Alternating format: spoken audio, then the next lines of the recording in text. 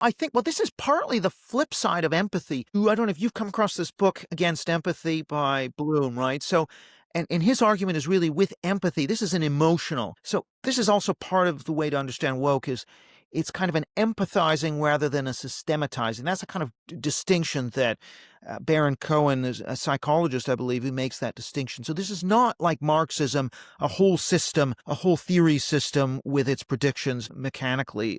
That's not what it is. It's not a rational, forget it rational, but it's not kind of a cognitive type of argument. It's much more emotional, bottom up, peeling to the heart, not the head.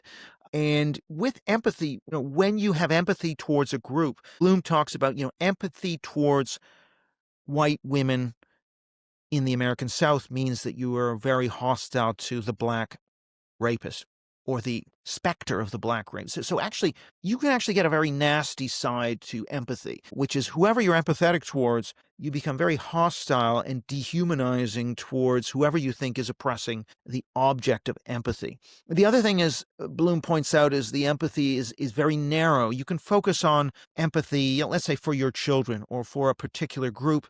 That tends to lead to you forgetting about other objects of empathy. So you might, for example, a study was done where people were asked to, how much, I don't know if they got people to focus on empathy towards black people, and that made people a lot less empathetic towards poor white people because the emotional energy is being sucked into empathy towards one group, and that actually reduces empathy towards others, can reduce empathy towards other groups. And so, yeah, the flip side of being highly empathetic towards historically marginalized race, gender, sexuality groups is that you become hostile towards white straight men. You dehumanize them, you attack their group identity, and hence, kill all white people, hashtag, these kinds of things.